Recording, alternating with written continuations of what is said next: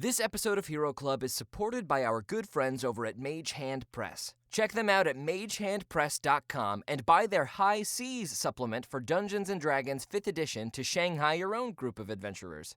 If you like Hero Club, remember to rate and review on your preferred platform and tell your friends. Welcome to Hero Club. I'm Nick Williams. And I am George Primavera. George and I have been playing D&D together for years. Now, a lot of people think you need to be a big, huge nerd boy to play Dungeons & Dragons. But in reality, you just have to be willing to spend 4 hours of your own time on a weekday trashed on cheap beer cross-legged around a coffee table. I lost a game of Flip Cup in 2012, so I had to buy all the books and learn how to be Dungeon Master. My dad was disappointed. Yeah, he was. But after a game or two, we realized that it's actually a really fun and effective way to tell an awesome story. Yeah, it's like long-form improv, but you kill more people. Here's what you need to know. George creates a world and the framework for a cool story. And the players, like Nick, create characters beforehand, all with special abilities, sometimes magical, sometimes not, and they adventure through the story as best they can, trying not to die. We, the players, roll dice to see if our improvised actions fail or succeed, trying to beat a number in George's head that he promises he doesn't change at will. But at the table, I am God, my game, my rules. Okay, so it's as nerdy as you thought. You know what? Just f*** off, man. Whoa, F*** right off, all right, okay? Nick, maybe don't tell everybody to F off. And it's not that nerdy. I mean, we get rid of all that stupid math, and we add music and sound effects and stuff like that, so, you know, it's cool. Anyway, these stories do follow a linear plot, so if you want to know what's going on, start at the beginning of any season you like and have fun with it. Without further ado, welcome to Hero Club! Yeah! Captain Drake Muldoon was face to face with the biggest salted diamond he had ever seen, hanging from chains like a bloody terrifying chandelier.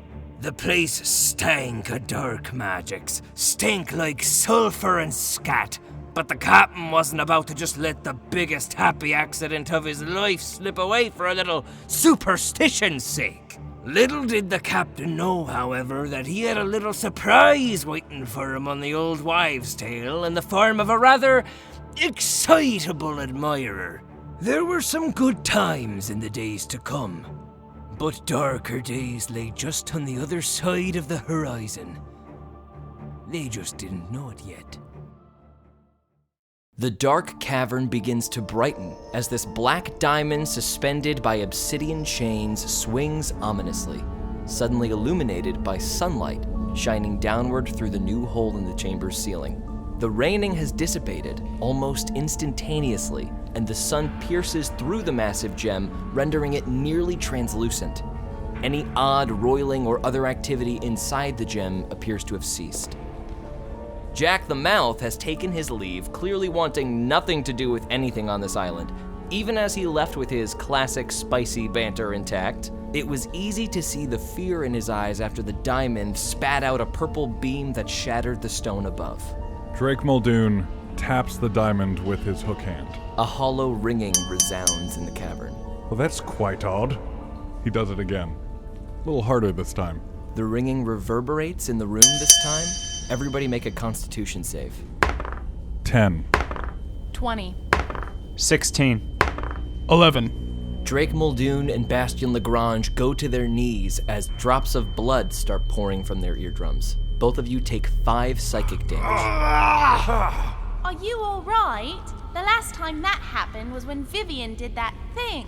On the floor, one of the struggling blackjacks gets up on his elbow, just about to pass out. Don't touch it.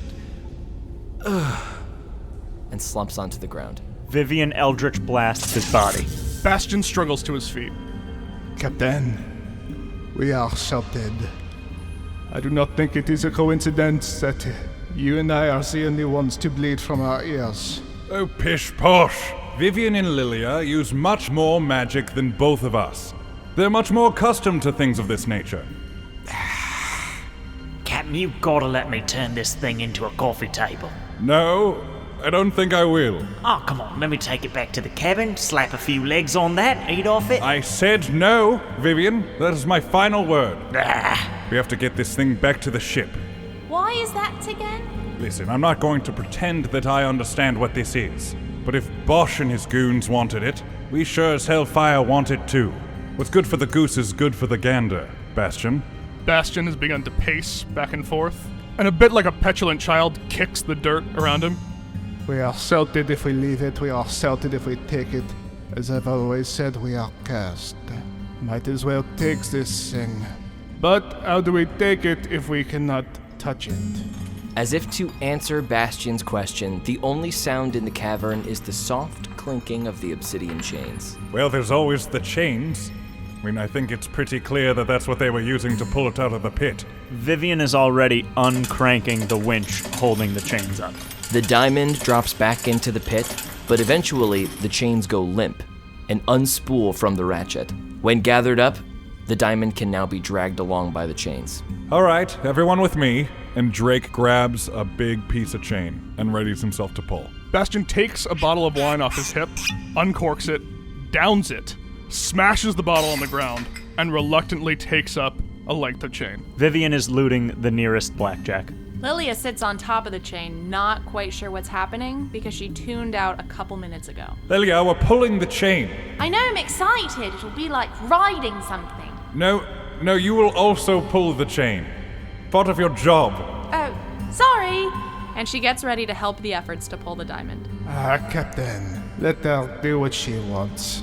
No need to involve them in this. What on earth are you talking about?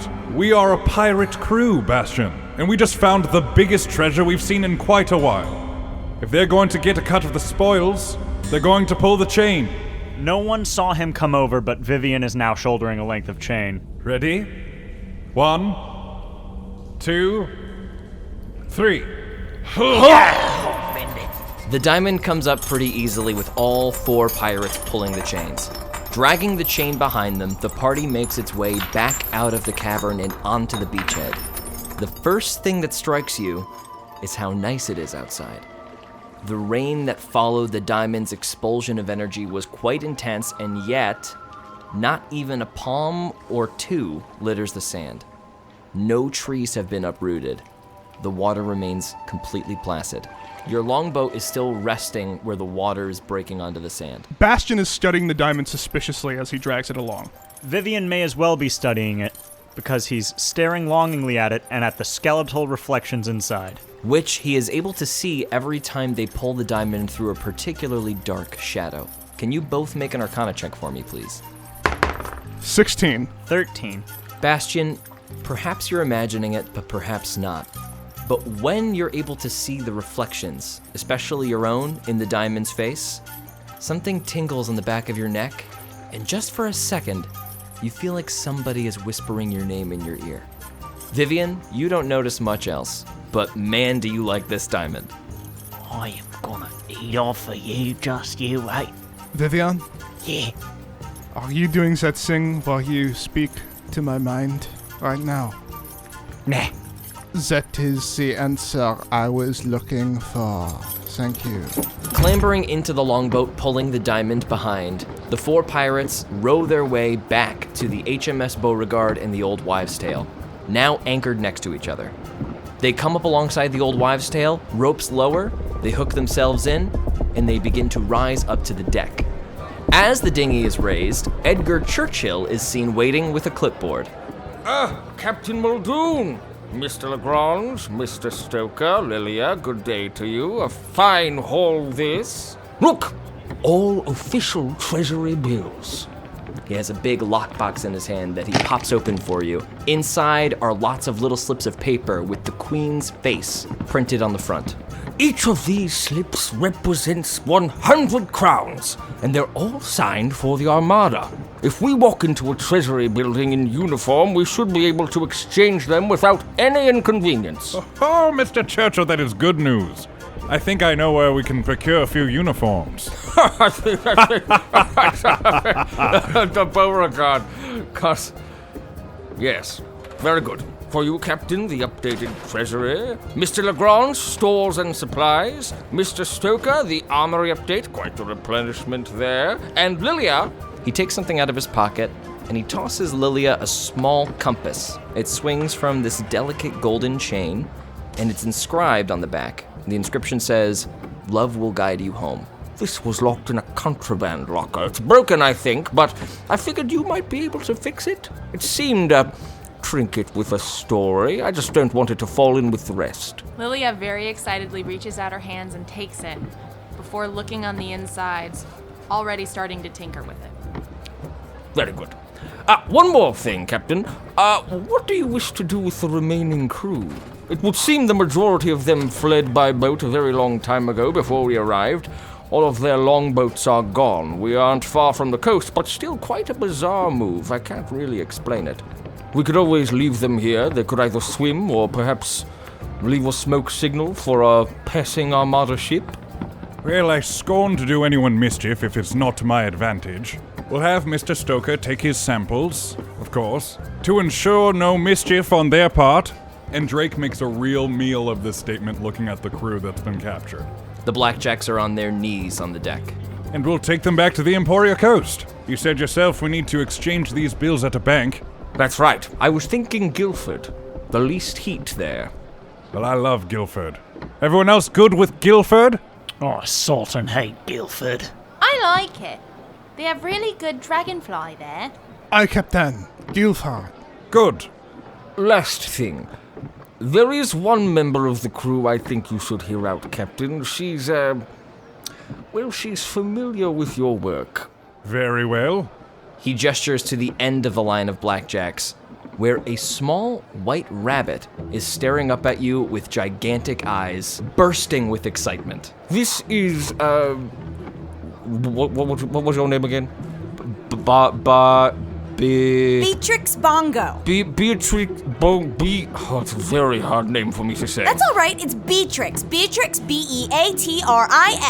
Oh, boy. Well, Captain, I'll return to my duties and allow you to decide what to do with this, Beatrix as you see fit. Good day, gentlemen, lady. Get salted, Churchill. Edgar Churchill walks away to attend to his other duties. Wow, it's so nice to meet you guys. I've heard so much about you. Have you now? Do you hear that, Bastion? She's heard about us. What have you heard? Well, I have a really big family. I don't know, I'd say like 200 brothers and sisters, something like that. But anyways, my family has so much experience doing a lot of jobs, and of course, my brother's actually done some work with you before. So you are the sister of Jeffrey Bongo? Jeffrey Bongo.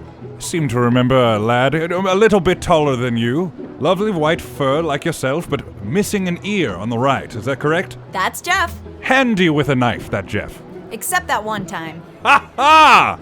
I like these bongos. So, Captain, I think we have to ask her, how did you end up a blackjack and your brother Jeffrey end up a pirate? Good question, Bastion. How did you find yourself here today with the misfortune of meeting us in this way? Aye, prove to us you're not a massive dung heap. Well, this is the closest I could get to my dream job. And what, pray tell, would that be, young Bongo? A pirate. Ha ha! A pirate, you say? Yeah, a pirate. A rhino kneeling next to Beatrix speaks up. You bleeding traitor. You join the Armada for life. You're leaving a box, mate. Oh, you son of a roach, get humped. Well, Beatrix, it appears we've caught you at an impasse. You can either join your allies here on shore, dumped unceremoniously at the dock, or stay here with us and live out your dream. What do you say? But doesn't she have to pass the thing first? Lilia is right. If we are to induct a new pirate into our ranks, we must have the ceremony tonight, which might be a good chance, actually, to talk about some things. You're quite right. Bongo, your first order of duty is to round up your old friends and put them in the brig. Everyone, assist young Bongo here with her first task, and no dallying around. Tonight, we have a ceremony. It was nice to formally meet you, Beatrix Bongo.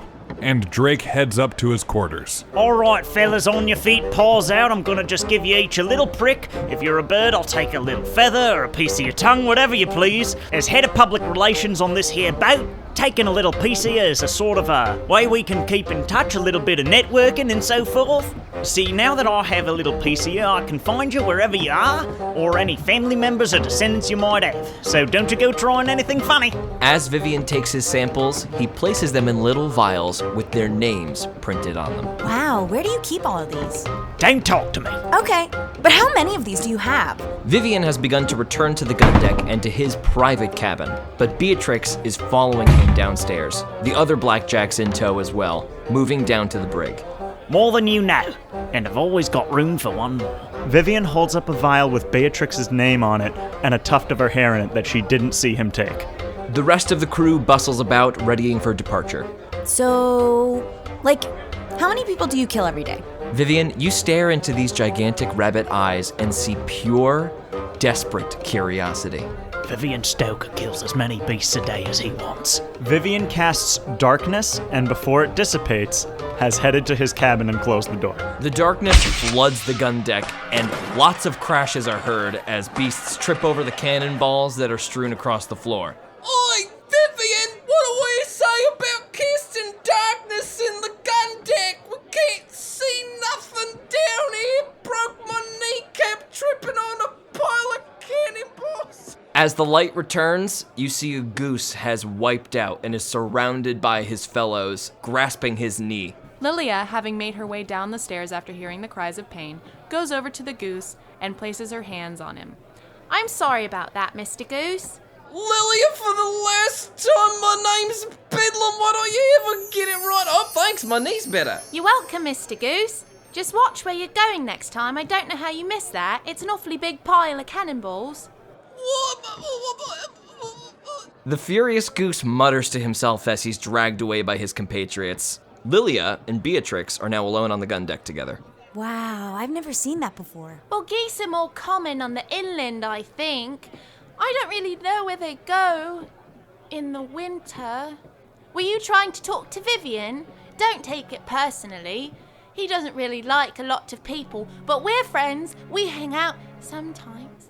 Do you ever get lonely? Well, I'm up there on the top of that big pointy pole, which I think is called the past. The captain keeps telling me, but I forget a lot. I wouldn't say I get lonely, because I have a pet firefly in a jar, so when it's dark, I talk to him. Just kidding, it's a her. Her name's Henrietta. I forget that sometimes too. But enough about me. What about you? You probably miss all your family. You said you had a lot of them. Yeah, I'm kind of sick of it. I've been surrounded by rabbits my whole life. I just want to be surrounded by the sea. It is kind of fun to diversify your company. I really like talking to different animals all the time. On my home island, it was just mostly monkeys and some birds. I had a best friend there. I wonder what she's up to. She told the best riddles. And she stares off a bit as if trying to remember one of them. Well, I want to fight. We do a lot of that too. You'll really like it here. And Bastion, that's the big elephant up there. You should see him fight. He does this weird wibbly wobbly thing, which at first you think is because he drinks a lot, but I really think that's just his style. And how about the captain? I wasn't sure about him at first. You see, I joined the crew accidentally when I fell asleep on the ship. And he wasn't very nice at first, but you know, he's a very good leader. And I think that he has our best interests at heart all the time, even if sometimes he's a bit blinded by greed. Beatrix stands there, wide-eyed, whiskers twitching a bit as she describes the captain. We cut back up to Bastion on the top deck. Hi, penguin! All of the penguins run together around Bastion, now all wearing fun hats made out of parchment. Okay, penguin. Fanciful Bill, did you do the hats? Very nice work, I'm very proud of you. First thing, we are having a parade ceremony tonight, so a performance will be required. Alright, shh. Okay, Biff, Buff, 2 flips. Do not get overzealous, but really dazzle them, okay? Biff and Boff clasp fins and stare into each other's eyes. Alright, on a more serious note, There is a big, scary black diamond coming aboard this ship. Make sure that no one touches it. You look over and see Richardson just about to kick it. Richardson! Do not touch it. Look at it. Do you see your skull in it? Richardson nods. Right. And guess what? Ukel? You take Richardson's spot tonight. Yes. Because I said something and you did not listen. Okay, I'm going to go talk to the captain. Make sure that the entire crew knows, do not touch the giant death diamond. Bastion walks to the captain's quarters. Yes. Captain, we should be all ready for tonight. Should I close the door behind me? Yes, that would be wise. Bastion closes the door behind him. Bastion finds himself alone in Drake Muldoon's office with the captain himself. The office is pristine compared to the rest of the Old Wives' Tale, which is a little bit worn and weathered, which is a bit of its charm. But hanging on the walls in the office are various maps with different pins stuck in them, of lands discovered and not. Artifacts sit on little pillars in the middle of the room, one of which is a tiny little boat that looks almost exactly like the Old Wives' Tale. On a plaque on said pillar is the name Hilmar Breach. The same name can be seen on the bust of a walrus captain posing regally, eyes to the sky. Drake Muldoon sits behind a massive mahogany desk, papers, maps, and mechanical compasses askew, smoking a long clay tavern pipe. A small golden device whirs endlessly on the corner of the desk. I suppose you're here to discuss the diamond. Drake, it is just us. Can we talk? Isn't that what we're doing? Right. As I said... First of all, where do you get off undermining me in front of the crew like that? I thought when we started this venture that we agreed to be a team. I need your support, Bastion, not your doubt. Yes. Drake, you have it. You have had it for years now. I am sorry that when I saw something that reminded me of a certain something, that I lost my cool for the first time in years. If I recall, we also decided not to speak of that thing. I didn't want to speak of it. It kind of fell into our laps today, if you did not notice. I think we both can agree that something would catch up to us eventually, be it any number of pirates or the Armada, or what we saw today. Bah, we have no idea that what we saw today has any relation to what you are referring to. You know I do not believe in coincidence. I am sorry that I did not act as we have agreed. I hope you can forgive me for that, but I think we can both agree we cannot keep acting like nothing is happening. We have a giant black diamond that reflected our skulls in it, Drake. It whispered my name. Are you sure? Yes, I am very sure. Well, that is fascinating. Bastion rolls his eyes. Drake begins to pace back and forth, furiously sucking on his pipe. Now, what I can't figure out is why Bosch wanted it. I mean, you saw right at the end there. It wasn't so much that he wanted to have it. It was as if he was willing to sacrifice himself to get it. Captain, it wasn't just that he was willing to sacrifice himself to get it. He sacrificed himself for it.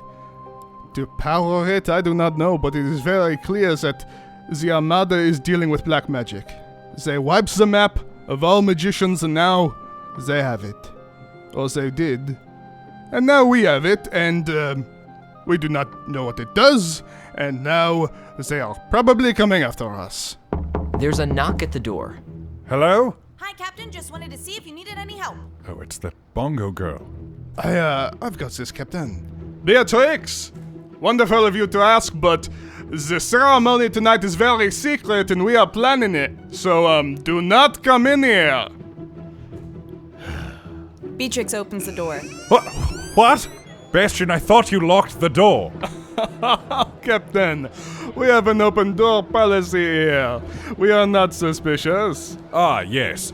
We are not suspicious. What can I help you with, Beatrix? Are you settling in nicely with the ship? Oh, yes. I have settled very nicely. I talked to Lilia for about 35 minutes about everything in her life, and it was awesome. Did you need any help? Yes, that does tend to happen when one meets Lilia for the first time. And oftentimes the second and third. And I appreciate your zeal. But, we're just discussing some captain and first mate business. Oh, okay. I couldn't hear you through the door. That's why I came in. Right. That is the purpose of a door.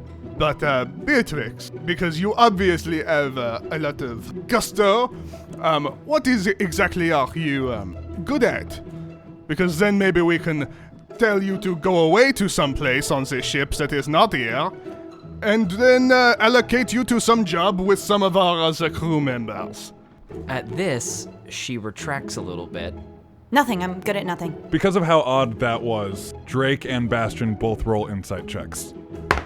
14. 17. It was a little bit of a weird moment, but it's past and Beatrix seems past it as well. Well, that is what the old wives' tale is for. Not all of us were very good at anything when we first got here. What would you like to be good at? I want to fight. Fighting, you say? One person does come to mind when I think of fighting. What do you say, Bastion? Are you also thinking of that same person?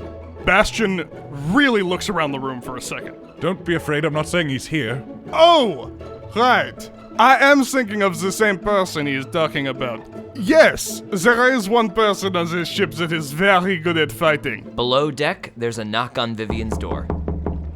Richardson, I swear on me mother's grave, if you're trying to get another look at me stuff without my permission, it's you. Seeing that it's Beatrix, Vivian slams the door in her face. There's another knock at the door. His anger heightening with each knock, Vivian opens the door. What? Now, Drake is standing behind Beatrix at the door. Oh no, Captain, you can't be serious. Deadly serious, my man. You're going to take our young recruit and show her the ropes of being a fine pirate. And Drake looks around as if speaking to a crowd only for Beatrix's benefit. And that is Captain's orders. Green smoke ever so slightly starts to billow out of Vivian's sleeves and his pupils go wide. Captain? Don't worry, old bean. She'll sleep with the rest of the crew, as is tradition. I want an extra portion of grog. Done. Fine. Drake turns to Beatrix. Have fun, and then leans in a little closer and says, do try and go easy on him. He is a gentle soul at heart. And walks away. Vivian shouts after the captain, Don't you ever say something like that about me again. I have terrific hearing. Drake turns around and says, I know, and takes a little bow before heading up top deck.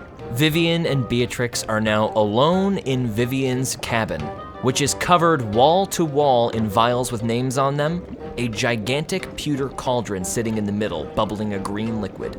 Interspersed throughout the vials on the walls are masks, knives, carved pieces of bone, objects that are completely unidentifiable, and in the corner is a gigantic iron box wrapped with chains with a sign over it that reads, "Empty box. Do not open." Nice room. Now listen, the first rule of being a good pirate is don't touch my stuff. Beatrix's ears perk up and she immediately looks in the corner. Don't look at that! What's that? Don't know what you're talking about. Now, why me? Why you gotta keep coming to me with all your questions and your salt and gobbledygook and your beetle scat? Well, the captain said you're the best fighter on the ship. That's a bold-faced lie. Bastion's the best fighter on the ship. I'm the best killer on the ship. You wanna learn how to kill, you come to old Vivian. Beatrix's eyes go wide. Yeah, I do want to kill. Sit down and shut the door. That evening on the ship, the pirate ceremony is underway. Biff and Boff have nailed their simultaneous double flip to uproarious applause.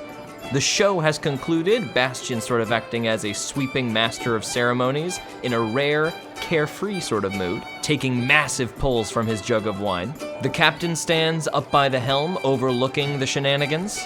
Vivian and Beatrix are huddled in the corner, Vivian clearly miming violent acts that Beatrix is nodding and scribbling on a notepad after. And suddenly, Lilia steps out from the crowd and clears her throat. All right, everyone settle down. Lilia, you have the floor. When Johnny was young, no more than a pup, he'd sit on the dock with milk in his cup. He'd point to the sun and tell his mum, when I've got my ship, no man will outrun the fearsome gun of the seafaring pirate, old red-whiskered Johnny McGruff. You'll hear, dear mother, cannons roar, for blackjacks are what we have cannons for. So glasses high to the seafaring pirate, old red-whiskered Johnny McGruff. John's mother did sob, his words were a shock, so she sent him down to work at the dock. He jumped on a crate and he told his mates, if we steal the ship, then you'll be the greats, the fearsome crew of the seafaring pirate, old red-whiskered Johnny McGruff. You'll hear, my boys, the cannons roar, for blackjacks are what we have cannons for. So glasses high to the seafaring pirate, old red-whiskered Johnny McGruff. Well, steal it they did and set out to sea. Drank barrels of ale, finally free. But Johnny got lost and sailed across a blackjack fleet run by Chief Admiral Ross. And so 'twas the end of the seafaring pirate, old red-whiskered Johnny McGruff.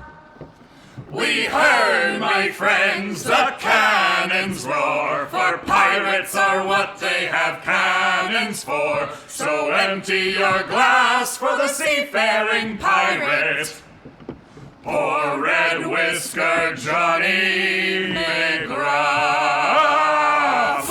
Lilia concludes, all of the pirates give a big cheer, and then the captain steps down from the helm and begins the ceremony. All right, everyone, form the circle. The ceremony is beginning. The crew gathers up in a big circle, Captain Muldoon and Beatrix standing in the center. Bastion, the bottle. Very good, Captain. Bastion produces a bottle of very old, dusty rum. As Bastion steps forward, the penguins take some torches off of the sides of the boat and bring them inward, surrounding the circle with fire. Lilia, the glasses. Glasses? A pair of spectacles hits Drake Muldoon in the face. I didn't know you needed these. The other glasses, Lilia. Oh, sorry. Lilia goes over to where the glasses and various other plates and cutlery is kept, coming back with two very nice crystal goblets, clanking delicately against each other. I got your favorite ones. Thank you, Lilia. Anytime. Drake fits one of the glasses into the dual prongs of his hook hand, and holding the other one in his good hand, presents both chalices to Bastion. Bastion pours two stiff drinks. Now, Beatrix, the ceremony is very simple. All you have to do is have a drink with your new captain. Drake half bows and presents the glass to Beatrix. Beatrix's eyes dart around the deck. The cutlery in the back starts to float. The only wrinkle, Beatrix, is that you'll have to get to the glass first. And Drake sweeps his arm back and takes a deep drink from the cup in his hook hand. There's a bit of a clatter in the kitchen, but everybody just sort of chalks it up to the rocking of the boat. Beatrix readies herself on the balls of her feet. Drake, make a dexterity save. 26. Beatrix darts forward with lightning speed. The crowd gasps, assuming she's made it to the goblet. But with a hop and a skip, the captain pulls the second goblet from behind his back. Too slow, Beatrix. You'll have to be faster if you want to be a pirate. Beatrix's eyes are wide now. Her pulse is clearly jacked. Her left ear is twitching up and down. And she makes another dart for the goblet. 25. Once again, this time a little more clearly, Drake Muldoon pulls the goblet away. Beatrix crashes into the deck, having laid out fully for the goblet. I dare say you're putting on a much better show than Vivian did. He hoofed me right in the undercarriage. An effective strategy for sure, but not much fun for the rest of the crew. Beatrix lifts her head up off the deck, having cut her face a little bit on the wood. She touches the little wound, looks at the blood, and launches herself forward one more time at the goblet. Come on then! 22. This time as she dives, Drake takes a sip of his hook hand glass and easily sidesteps the dive, smacking her on the back with his tail as she goes. Lads, I do believe she's gotten into the rum already. I don't get it. After being laughed at for a moment, Beatrix turns around. Don't worry, Beatrix, it's all in good fun. Oh! Drake Muldoon begins to float, just an inch or two off the ground, but this gives Beatrix a chance. She lunges for the goblet. 12. With a 23, Beatrix grabs the goblet, takes a sip, and Drake Muldoon crashes into the deck. Make a dex save, Drake. 13. The captain drops back onto the deck, stumbles a bit, a little bit of rum sloshing over the rim of the glass, and regains his footing. Beatrix looks surprised at herself even. The crowd is silent for a moment. I'm sorry. Drake pulls himself up, dusts himself off a little bit. Well, it seems you weren't quite honest when you said you weren't good at anything. Seems you have a pretty fantastic speciality. Drake clashes his glass up against Beatrix's and downs it. Beatrix tries to drink all of it in one gulp, but it goes down the sides. Now, if you want to learn something about that, you come to me. The ensuing party lasts all night and into a little bit of the next day. But then normalcy returns to the Old Wives' Tale. After a couple of days, the Old Wives' Tale cruises into Guildford in the late afternoon. Edgar Churchill immediately starts dealing with the dock managers, speaking intensely with them, and eventually parting, having dropped a few crowns in each manager's palm. The banks will close soon. Get a move on. Once you make the exchange, I have arranged for room and board in the Algae District, an inn called the Sandy Boot. Meet us there and take the rabbit with you for the love of hog. If I have to answer one more question about piracy, I will tell you something. He moves away, but has left Armada jackets laying out for you on the deck. Everybody else on the ship begins to stream off of it, leaving only a couple of your biggest, most trustworthy guards, Kip Lockerbie among them. He gives you a salute, begins to batten down the hatches, and the rest of the crew files off, ready to have a night ashore.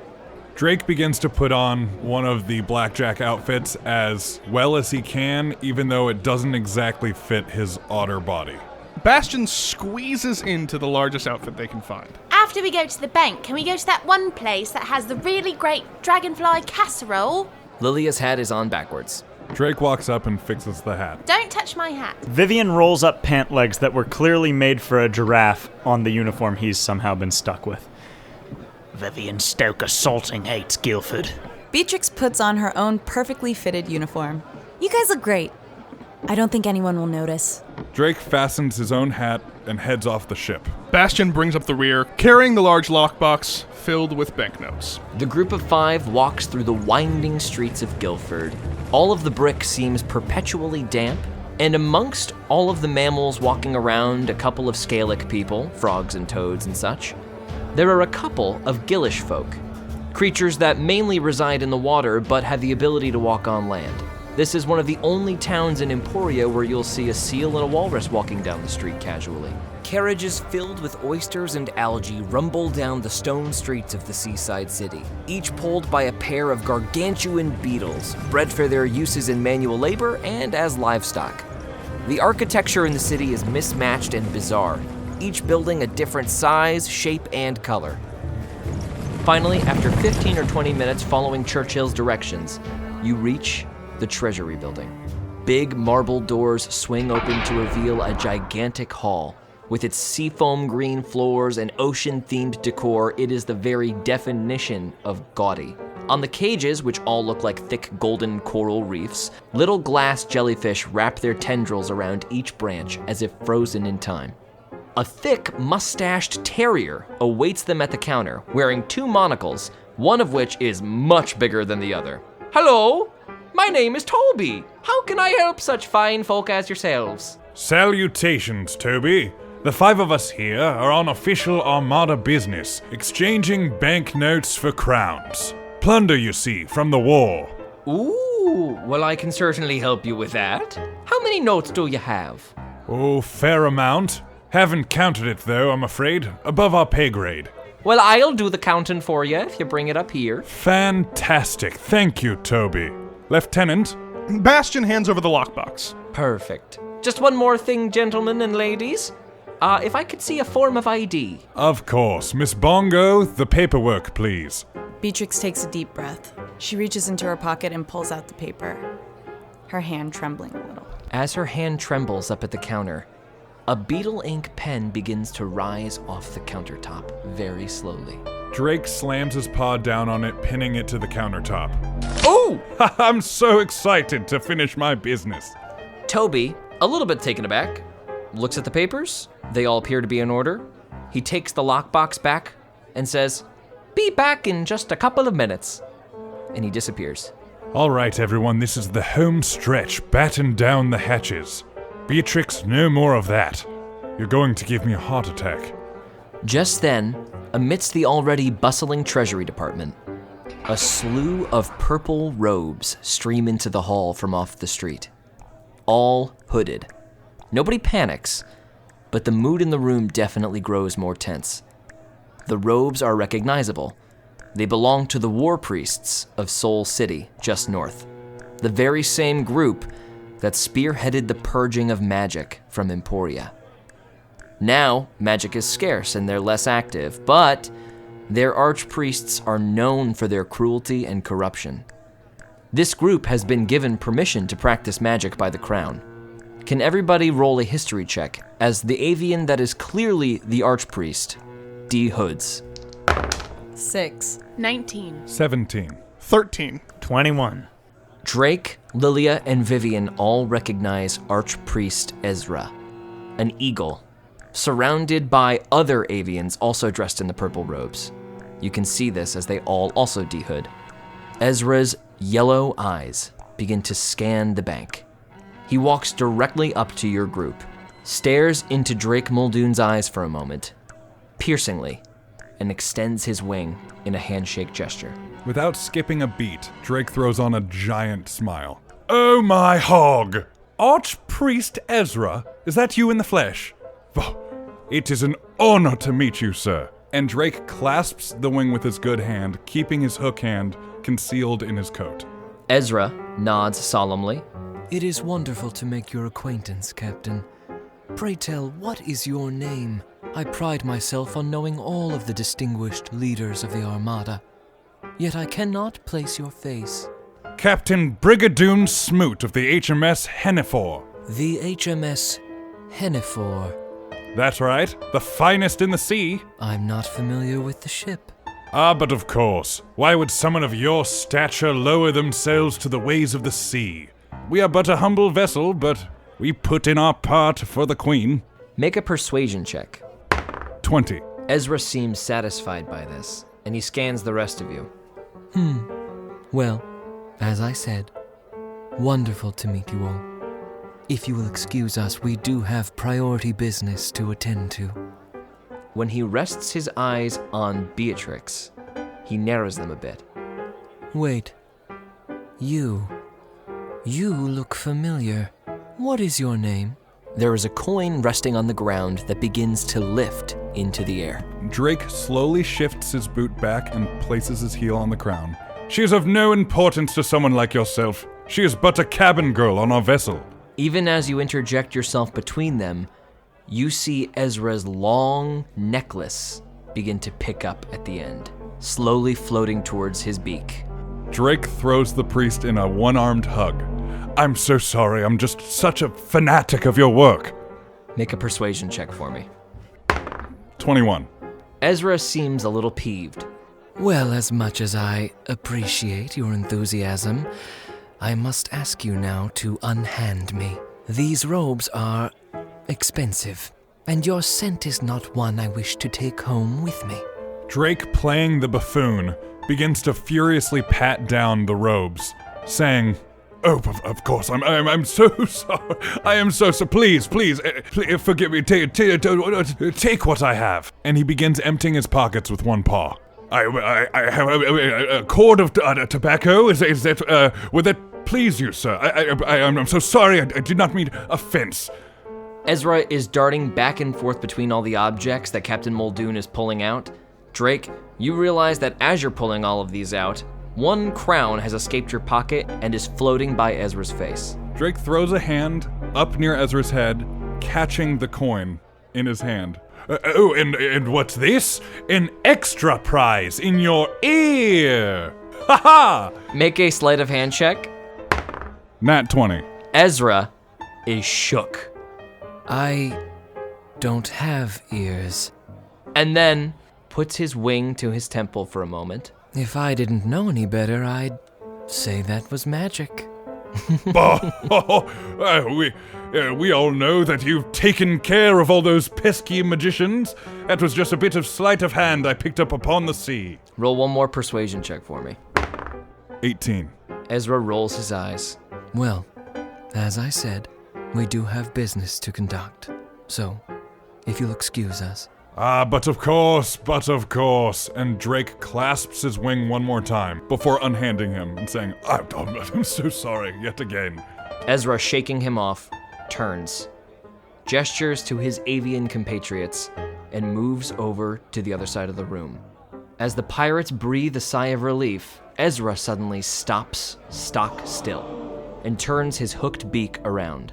Just one question. Yes?